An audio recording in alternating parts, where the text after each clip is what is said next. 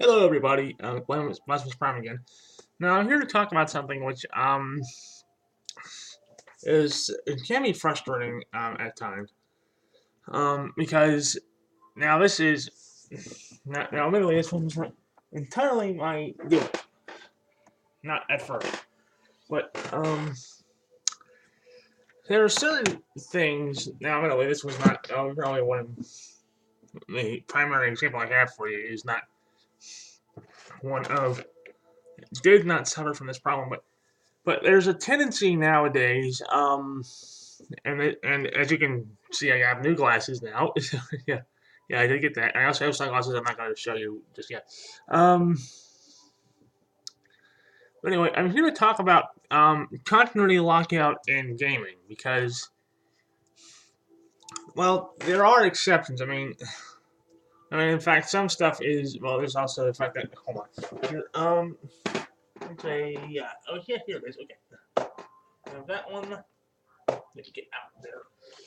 There's that. Yeah, there are some games which are naturally standalone. As in, hold on. Some games are more standalone than others, as a rule.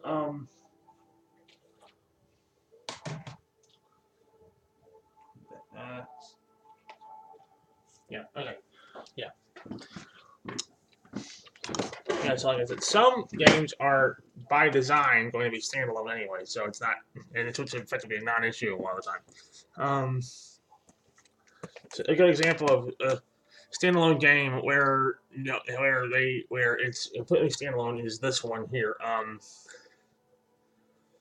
Teenage Mutant Ninja Turtles: Mutants Manhattan is a very good. I mean, it's a standalone game, but it also is part of a franchise overall.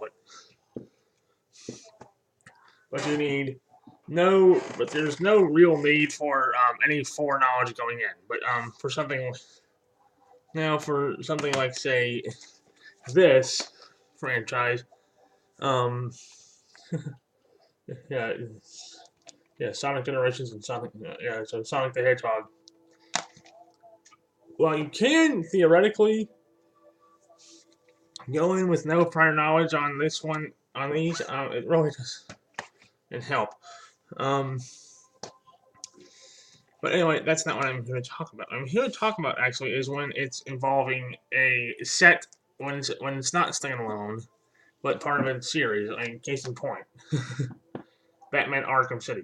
This was now as most of you are, as pretty much everyone is probably aware. This is a sequel to Arkham. This is the second installment in this trilogy. Quadrology if you count Arkham Origins. Some people do. I personally do not because as that was set as that's a prequel that was not part of the continuing storyline. Which is why I think it was a great. Which is why I think they should have done this years ago. They should have Batman Return to Arkham, which includes both Asylum and City, fully remastered, by the way. Both of them because yeah, like I said, because in my case it was like I said, I did not buy this. This was actually a gift. This was a gift that I got from my parents or sister. I forget. Someone got it to me. But anyway, yeah. I mean, it's like, and whereas when we use Manhattan over here, again, I'm holding it up to the camera so you can see it again. Um, this one is completely standalone. It is set in it's set in its own universe. It's not tied into any of the shows. It's not tied into any of the shows. It's not tied into the movies. It's its own thing. Same with Arkham. Here. It's its own scenario, but at the same time, it as I got as I literally just got this yesterday. The day before I recorded this. I don't know if I'm going to upload this today. But yeah, I literally recorded it. I just got it on the 27th, on March 27th. And like I said, this was the first time I'd ever played Arkham Asylum personally, because I don't know if it was just not in stock that at the GameStop when they got this, or what the deal was, because you could also, like I said, but still, I mean, surprisingly enough, Rocksteady did not have, um, how do I put this?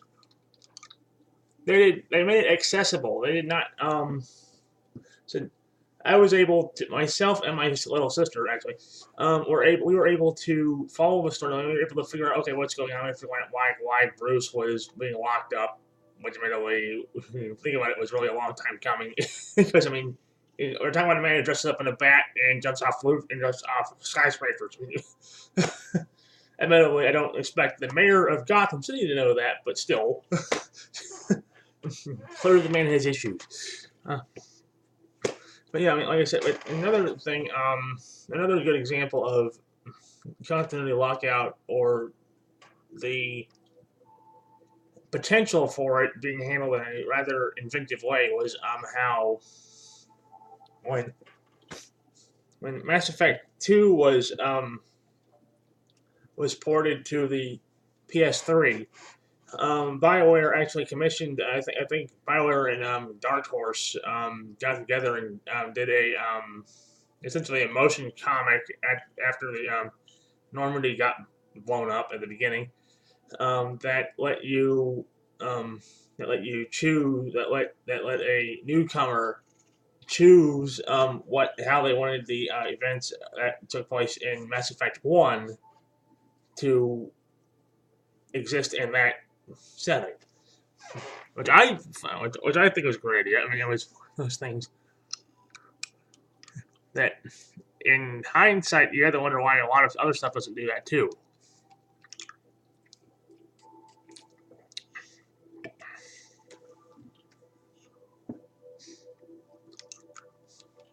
Well, at least the stuff where you can, and where your actions in previous installments will carry forward through the entire thing.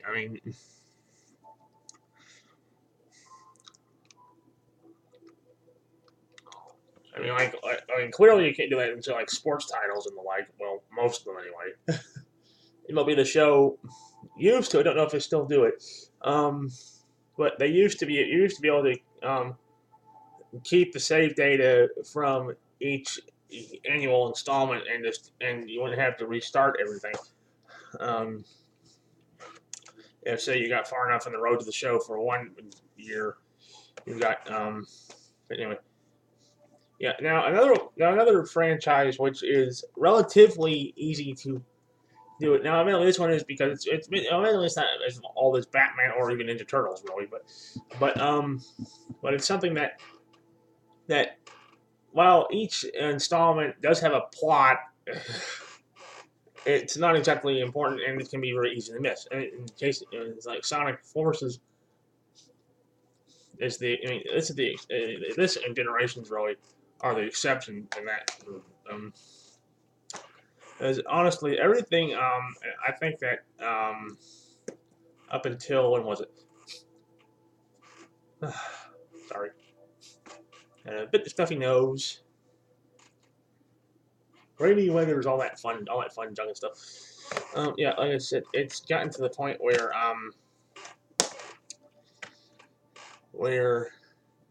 I think up until when was it? I think that the first one we actually had a plot that you could actually that the casual viewer could actually follow along. Was probably the first game-wise. Obviously, the shows had plot lines. Okay, well, the Saturday morning one anyway. The one on Disney Afternoon. I guess that was more standalone episodes than anything. It's generally a plot. But yeah. So yes, the situation with I think that game wise, I think that the first one actually had a what most people consider a plot and that's continuity with in future installments would probably be Sonic Adventure for the Dreamcast and eventually for the GameCube, and also PC or a PC version via Steam, which you could at some point. I don't know if you still can. I mean, they post people. I mean, publishers pull stuff off of there all the time anyway. So I don't know. Case in point, you can no longer get any Ninja Turtles games for any. I don't know about Xbox, but for Steam and in the PlayStation Store, nope, you can't get these anymore. Just really annoying because there's a lot of stuff I want to do.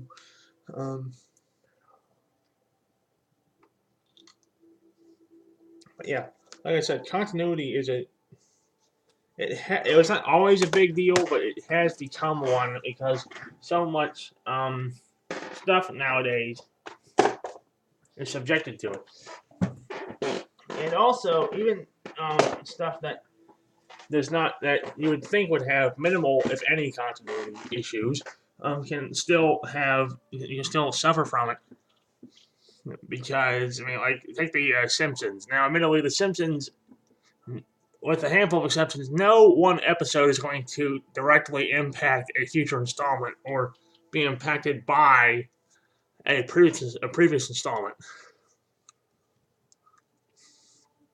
But how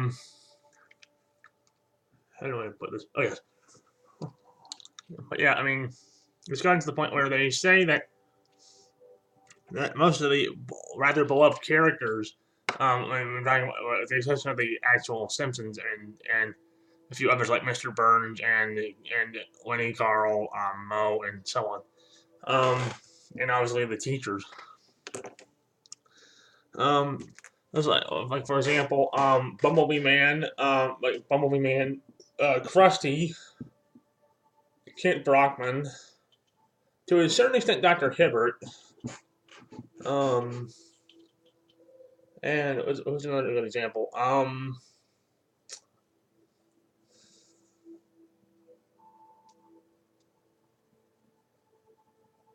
Let's say Reverend Lovejoy. I mean, they are essentially long-running continuations of what could have easily just been one-off gag characters from years and years and years. And heaven help you if you happen to if your first episode of The Simpsons and either ever or after a long-term hiatus without watching the show is an episode where say Sideshow Bob tries to kill Bart for the 20th time or whatever, and you have no idea what the hell is going on or what these characters are doing.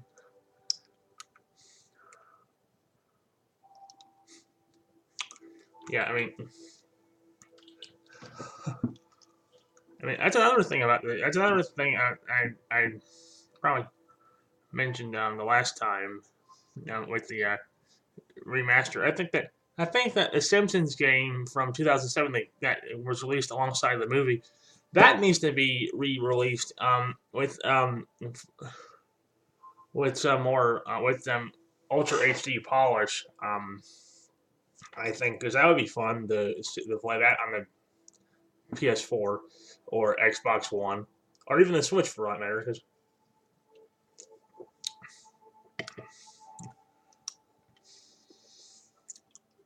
Because we got a lot of those.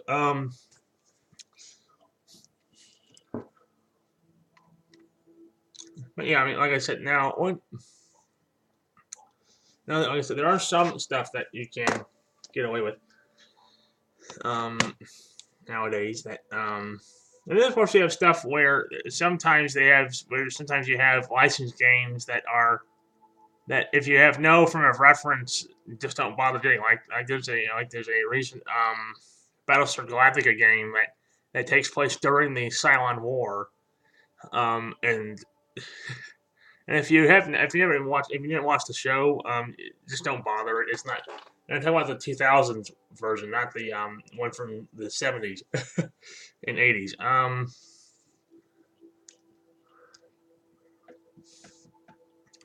Yeah, I mean, and then other stuff where some stuff where it's easy to just fall back into.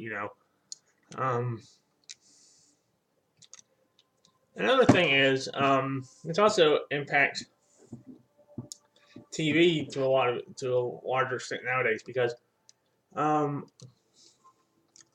it's like take for example, what's a good example here?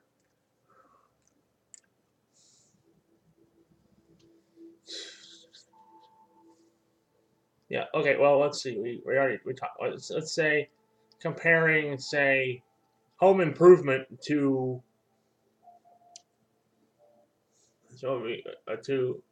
Blackish is a good example because Blackish as well. Home Improvement, while there were overall, while each season did have its overall story arcs that would continue from episode to episode, mostly involving Al or something crazy that or mostly involving like the hot rods that Tim and the boys were building or something that Al was doing. Like when Al was like when that one season, like on what was it, season 6, where Al got engaged and then called off the wedding at the last minute. But at the same time, you can jump in at any point um, and still be able to follow the story. It's not like you're going to have. But whereas with Castle, for example, um, while you can jump in at any random episode and still mostly be able to follow the individual episodes plot, um, there's enough background information for a given season's story, overarching story arc or series arc rather. That is it, that that if you jump into say like a mid season 3 episode, you're going to be completely lost. Um, with what's going on with the overarching plot line. I think that was the season where they finally figured it out. That's the season where I think season 3 was when they finally got Detective Beckett's mother. They finally solved that murder in that one, if memory serves. That's another show which is really hard to get because unless you have the premium service from Hulu, you have to get the physical copies for that. Which is really hard to, which it really does take, which is really time consuming and will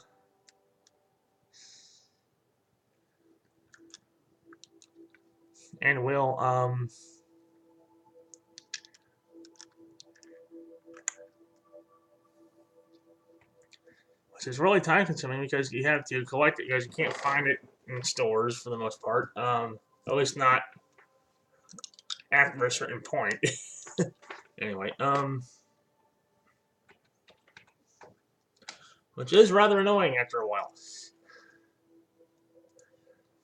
It's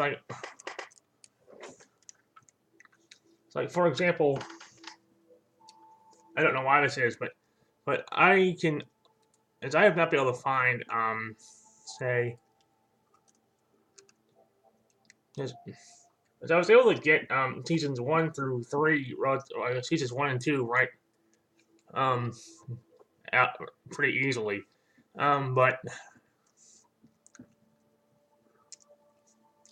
but season 4 and onward, it's really hard to track. It's really hard to hunt. You have to hunt for it. Um,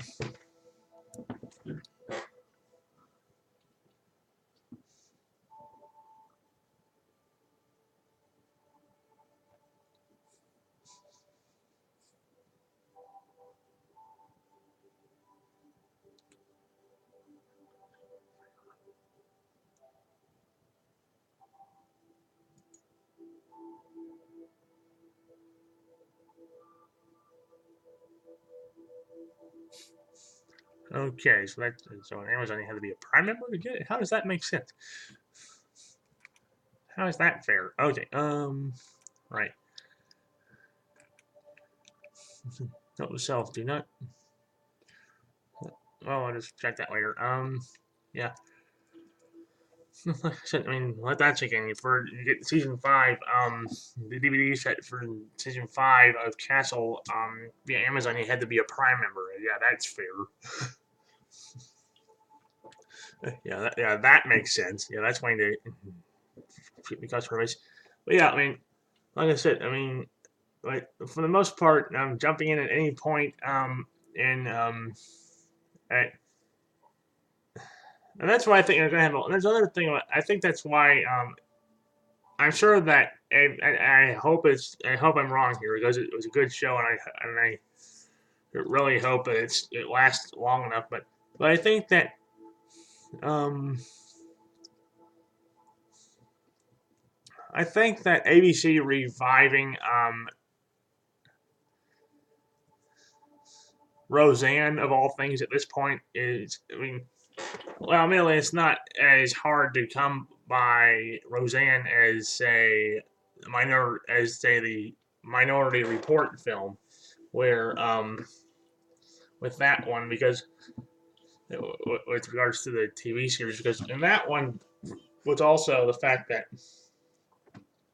and with Minority Report, the follow up series, they, I mean, Fox really dropped the ball on that one if they even had the ball in the first place, which you had to wonder, because they did not, as they neglected to advertise the fact that it was a follow up. It was a sequel because a lot of people, myself included, we were thinking in the lead in like the 2 months or so, with the lead in to that, it was so the default assumption after that long after the movie was that it was going to be a reboot or it was going to be its own thing. It was not going to be connected with the. If it was going to be connected with the other one, it was just going to be like basically just riding on the coattails sort of thing. It's going to, but the fact that, and I think that's why it only lasted one season because there was it would just cause so much confusion, um, amongst the viewers because people aren't going to, and the fact that it was not available, and the fact that it was not immediately put on, say, Amazon Prime, or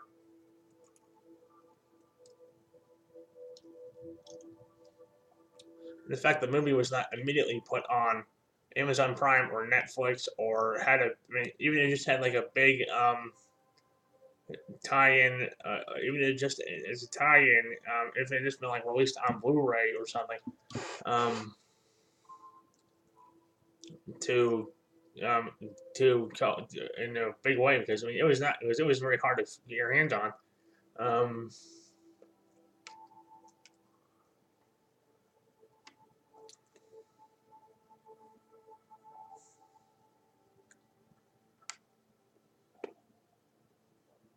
but yeah, I mean, like I said, constantly lockout can be a blessing and a curse. And not just, yeah. So continuity lockout, I mean, is it a good thing? I mean, does it?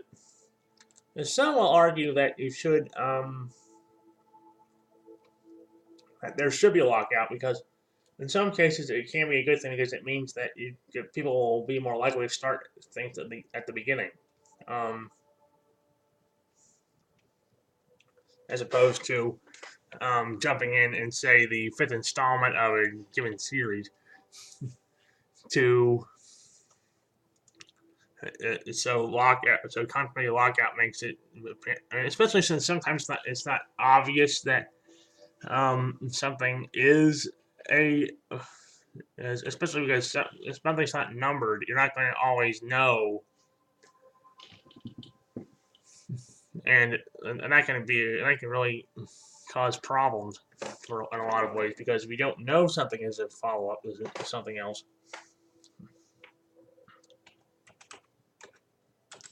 You can't really do much about that.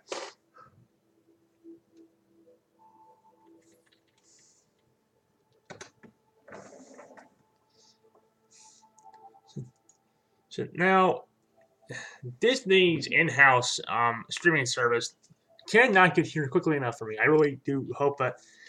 I know it's going to happen. I know it's currently slated to launch in the at some point in the 2019 calendar year.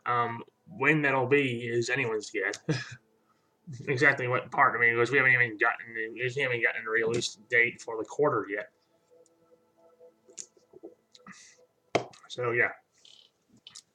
So yeah, constantly lockout. Is it good? Is it bad? Is it can? Is it just depending on the circumstances? I mean, what do you guys think? As always, leave your response in the comment section, and like, share, and subscribe, please. Get my name out there. All right, so bye again.